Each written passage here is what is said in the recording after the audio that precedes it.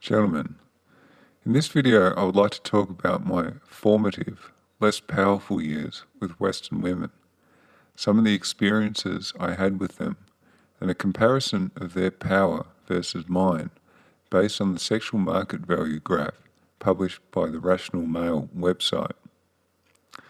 I'm 36 years old now, about to turn 37.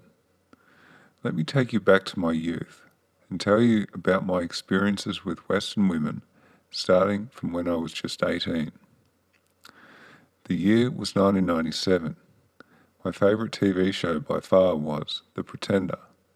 Jarod, using his intelligence to help people, appealed very much to me. I hoped one day I could do the same. I was attending university and undertaking a computer science degree. My class was made up mostly of other teenage boys like myself, and there were few to no dating opportunities in my class, except, I hoped, with one girl. She was blonde, Russian, and incredibly beautiful. The most beautiful girl I had ever seen, and she was in my class. I developed a very powerful crush on her.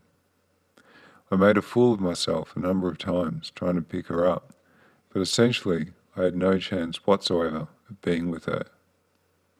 Her parents had made it very clear to her that she was to only date doctors or aspiring doctors, and that her beauty could gain her a very high status man. Despite being my peer and being the same age as me, her sexual market value was far higher than mine. She was young and incredibly beautiful, whilst I was young and without money, power, nor fame. She was a genetic celebrity. All she needed was her youth and her beauty. My youthful good looks, height, and potential didn't count for much of anything. This is the sexual market value graph published by the Rational Male. It highlights the sexual market value of each gender versus age. It's essentially how men view women in terms of attractiveness versus how women view men. I've placed two black dots on the graph, highlighting my sexual market value versus the young Russian beauty's sexual market value. My SMV at age 18 was just 2, whilst her SMV at age 18 was 8.5. Her incredible beauty, however, counted for more, and her SMV in reality was probably closer to a 10. Due to the lack of dating opportunities at university, myself, along with some of my fellow male classmates and our friends from university, started attending bars and nightclubs. On a Thursday night, there was a nightclub which we would all go to that was packed with teenagers like ourselves. I'll never forget the first time I walked into this place. It was incredible. My teenage mind had never before been exposed to so many teenage girls drinking alcohol and dancing around in tight, revealing clothing. I was hooked from the very beginning. Most Thursday nights I would attend this nightclub, drink, and try to pick up girls. I had some success as well, kissing many girls on the dance floor and fooling around with a few as well, both in the nightclub and once in a park. I didn't care too much that the place was packed with sweaty, drunk young people. All I wanted to do was party and get laid, just like the rest of the young, horny guys wanted to do. Our sex drives focused like a laser on young, attractive teenage girls. This nightclub was my first real awakening that women held a lot of power over myself and my fellow man. The behaviour I witnessed over the next 2 years that I attended this nightclub stuck in my mind. The experiences that I had started to mould me. I'm sure that you can relate to my nightclub experiences as a young man. Standing in a long line, waiting to get in, witnessing preferential treatment for teenage girls as they simply walked in right away like they were some kind of celebrity, getting drinks bought for them by men, rejecting men constantly, parading around in revealing outfits, teasing and tempting us by their sexuality. The feelings inside of myself and other men was lack of power when witnessing such things. We felt like rejects night after night, as women could pick and choose among the best of us. We watched on as women chose guys we thought were complete idiots and thugs, but who were in fact so-called alpha men. Tall, good-looking, muscular, fit and powerful looking. Given the lack of dating opportunities at university, this nightclub was the only real option for us, and it was a disappointing number of years. When I was 19, I met a girl at another nightclub. I picked her up on the dance floor and we made out. I asked her for her number and we started to see each other. She was in my city to see her sister. We got along very well. We started to see each other more. I ended up losing my virginity to her. It was her first time as well. I fell in love with her. It was essentially a holiday fling, but we kept talking with one another after she went back to her home city. The time I spent with her was great, but I always felt that she had the upper hand and the power. I didn't realise at the time her sexual market value compared to my own, and the sheer number of options she had compared to mine. She was a 9, and I was barely a 3. This formative relationship, for me, was very powerful. My emotions were all over the place. I loved her intensely, but she was never really fully in love with me. Our romance lasted a few months and then fizzled out. Long-distance relationships, especially at such a young age, have little chance of success. She said to me, "I love you, but I'm not in love with you." I'll never forget those words. From age 19 to 22, I was still doing the nightclub and bar hopping thing. I had a few one-night stands and I dated a few girls here and there, but then I met Miss Feminist, who turned out to be the most important girlfriend in terms of the man I am today, because being with her and listening to her feminist garbage caused me a great deal of pain, suffering and anger over a 3-year period, and eventually led me to Dr. Warren Farrell, who forever changed my perspectives on women and men. I was too young and naive to understand the kind of woman I was with. My father had just died as I was starting my relationship with her, and I had nobody to turn to that could guide me away from this woman. She was 7 years older than me, overweight, and had severe anger issues towards men. Being so young and naive, I never thought to ask why a woman who was older than me would want to be with a younger, poorer man without power like myself. If I had asked this question, I might have realised that she was with me because she had no other options, as men her age or older with options would never date a woman like her in a million years. Despite being a ball-busting feminist bitch and overweight, she was still attractive somewhat physically and could be a nice person when she wanted to be. Her sexual market value was, however, on the sharp slide downhill. She was 29 and I was 22. I was barely a 4, while she was probably a 6.5 or a 7. We lived together and our relationship lasted for a little over 3 years. I ended up kicking her out after a massive argument one night when she provoked me so much that I almost punched her in the face. This was the closest I had ever come to hitting a woman.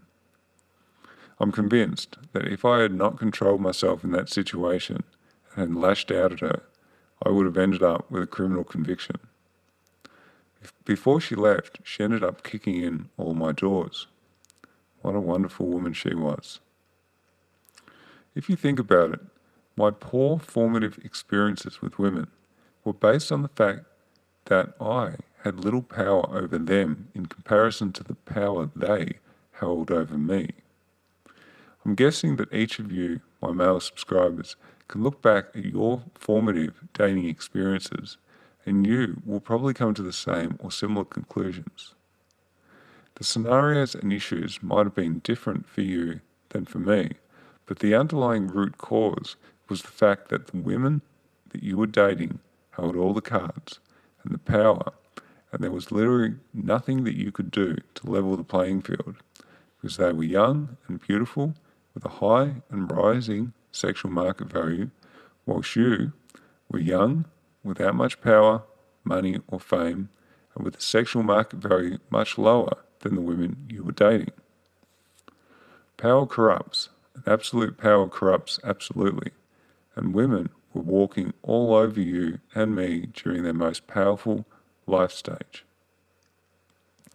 I was 25 when I broke up with Miss Feminist.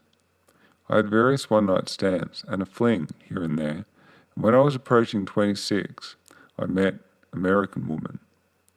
We got along really well. She was the same age as me. I met her at a bar and we ended up making out and then going back to my place. We spent the night together and it was great. This was her last night in the country and she boarded a plane the next day and went back to America.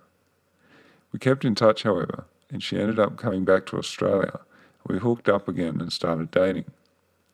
We fell in love with each other and ended up staying together from age 26 to 33. In terms of sexual market value, mine was still around a 4, whilst hers was over 9. She was, however, past her peak of sexual market value and was looking to settle for a man and be in a relationship with the goal of getting married. She really wanted to be married, and I listened a lot to her nagging over the years about getting engaged. We did get engaged in the end, and I asked her to marry me when I was 30. During the years from age 26 to 30, however, I kept up my friendships with my male friends who were not yet in a relationship. I still went to bars and nightclubs with them occasionally, and it was during this time that I started noticing increased interest in me from other women. I didn't fully understand what was happening at the time, but in hindsight, it's easy to see, clear as day. My sexual market value was rising as I approached 30. At age 30, I did notice a switch had occurred. Something was telling me that I had increased bargaining power within the relationship, and looking at the SMB graph, you can clearly see that age 30 is parity, where men and women have an equal amount of power. It's important to notice, however, that a man's power will go up, whilst a woman's will go down, and from this age on, it's us men who have all the power. From age 30 to age 33, I started attending an over 28s nightclub. I was starting to have difficulties in my relationship with Miss American Woman by this time, and my goal was to look ahead and see if I could learn anything from the people in the club who were all over 40, and mostly in their late 40s, 50s, and early 60s. Physically, I could see it was a downward journey for all of us. But what I noticed was the club was always filled with more women than men. This struck me as odd. What was going on? It's easy to see that after age 30, a woman's options diminish substantially, whilst a man's increase substantially. A man has more of what women want: money, power, and fame, whilst a woman has less of what a man wants: youth and beauty. I looked around the club and I could see a high number of aging women and a ratio that greatly favoured men. 60% women compared to 40% men. This was peculiar compared to back in the day when I was a teenager, when the club was 70% men and 30% women. The women were still behaving in the same manner as they did when they were younger, despite no longer having the youth nor the beauty they once did. The men, however, were behaving differently. They looked much more relaxed and less desperate to pick up. What I was witnessing, of course, is the men having much more sexual market power than the women, but the women still clinging desperately to their old strategies of seeking validation, teasing, and resisting men. My experiences at the over 28s, along with the difficulties I was experiencing in my relationship with Miss American Woman, along with the divorce horror stories from my new over 40s male friends from the over 28s, convinced me that I should break up with my fiancée and go my own way. I was 33 and a half at the time. Breaking up with my fiancée was an exhilarating experience. The morning after the day I sat her down and pulled the plug was invigorating. I felt alive again. I ran to work with an incredible sense of freedom, which I had lacked for 7 years. I felt the future was full of opportunity and possibility now that I was treading my own path. I felt like an animal that had broken free from its cage for the first time in years. The next 2 weeks were hell, however, dealing with removalists, moving all my stuff out, tying up loose ends, and so on, and moving into a 1-bedroom apartment by myself. But it was all worth it. Peace of mind and quietness was in my sight, where only nagging, irritation, and fighting had been. A few weeks before the breakup, I had made a fateful decision. I was sitting in my cubicle at work, staring at the wall and thinking about my life and what was missing. I kept thinking of a blog post that was written by some guy who said, if you're with an American woman, drop everything and book a ticket to Thailand. I had the post on my wall for years, and for some reason on this day I'd acted on it, and I booked a return airfare and accommodation to Pattaya, Thailand. When I arrived home and I told my girlfriend, right then we both knew it was all over. We'd been living separate lives under the same roof for years, but it was this act, booking an airfare to Thailand, that put it beyond doubt. I could see it in her eyes, and she could see it in mine. It was all over. The day I booked my tickets to Thailand was the day I made the decision that would change my life forever. The day I said no more to this shit with Western women. The day I said to myself that I would no longer be on the back foot, but that I would take control of my life and put myself only in situations where I had more power. Thailand offered the promise of this to me, and in the back of my mind I also knew that I was going to try going with a ladyboy. At 33 and a half, I could feel my power as a man increasing. I was being treated better by women, but I knew this was only because I had something they wanted. A good, stable job, money, rising wealth and resources, increased power and responsibility at work, and so on. I wanted to use this power overseas in Thailand and see what kind of woman I could attract over there in the naughty nightlife and beyond, which is exactly what I did. But after seeing what was available in Pattaya, I started walking a different path, a path with Ladyboys. My experiences with the Ladyboys of Pattaya changed me forever and turned me away from genetic women. Maybe it was all the games, the bullshit, and the bad experiences in my life with women leading up to Pattaya that did it. The accumulated experiences over my lifetime that made me turn away from women and towards ladyboys. It's probably a combination of this, as well as the incredible beauty that many of the ladyboys have, which sealed my fate. I just could not resist temptation. I knew after meeting and having sex with my first ladyboy, and just how great it was, that I would not turn back to genetic women again. It was just too great an experience to ignore. So, here we are now. I'm almost 37.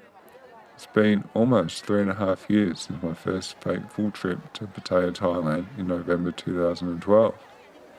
I'm not yet at the peak of my sexual market value as a man.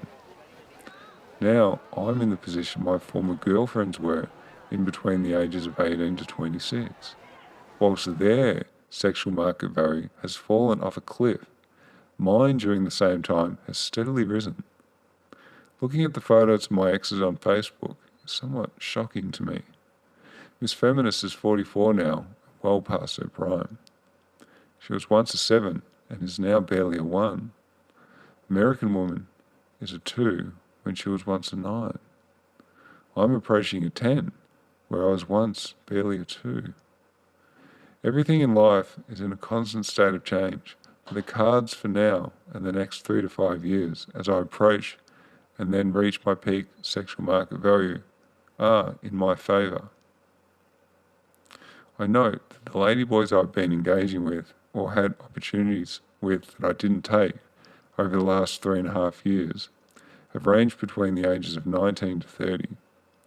I've mostly stuck with ladyboys aged 22 to 30. Just like women, ladyboys peak early and are judged by men on their youth and beauty.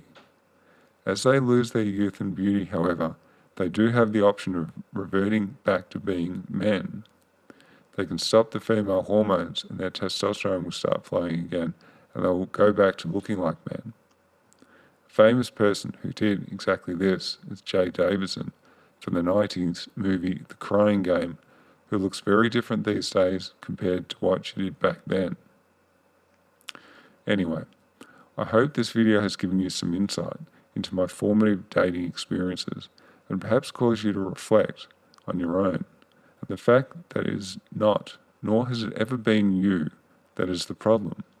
It's simply the reality of what nature has bestowed upon us. Women hold incredible power when they are young and beautiful.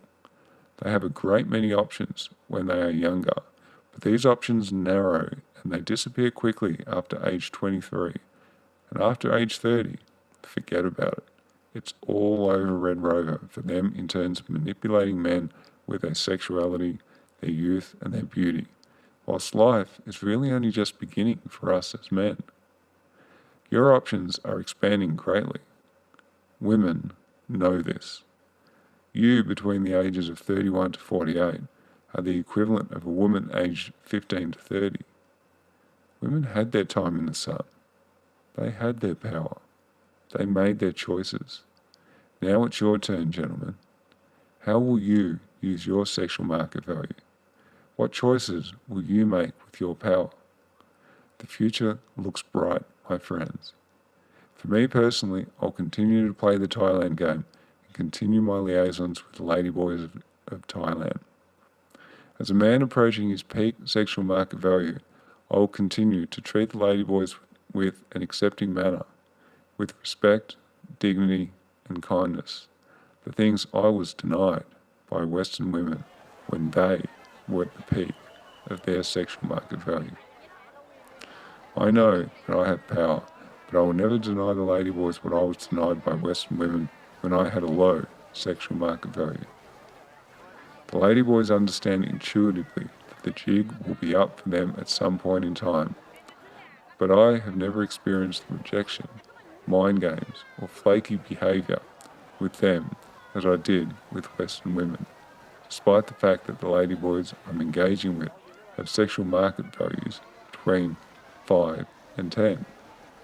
A famous bar owner in Pattaya I know was not able to fully comprehend why it is that he has turned away from genetic women towards ladyboys, and that nobody has been able to give him an answer to this. Let me put it this way. The way genetic women acted when they were at the height of their sexual market value between the ages of 18 to 26 is very different to the way ladyboys behave at the same age. The dream of having young, beautiful women who are all receptive to your advances and who actually want to have sex and be intimate with you is a very powerful one. This dream is a reality in Thailand. Ladyboys have the sex drive of a man, but in the body of a beautiful woman. They have the romanticism of a man, but in the body of a beautiful woman. They are up for it at the same intensity sexually that we are as men. They look and they move like women, but like men, they're driven by sex, and they don't have a peer group that slut shames them into behaving in a manner to withhold sex from resources like genetic women do. They know and they understand men intuitively because they too were once men. Female hormones act powerfully on their bodies and minds. They are not men anymore. They are between a man and a woman, a true third gender, and without the entitlement mentality of the modern day Western woman. They're as happy that you're there with them as you are that you're away from Western women who have no idea how to treat a man like a king, the way that these ladyboys do. I want you to know that a large part of the reason I went to Pattaya was to understand more about my nature as a man and the nature of women and men in general. Where better to go than Thailand, which has the greatest number of ladyboys on the planet, to help to understand the differences between the genders. Life experience gives a better understanding than any book I've ever read on the subject.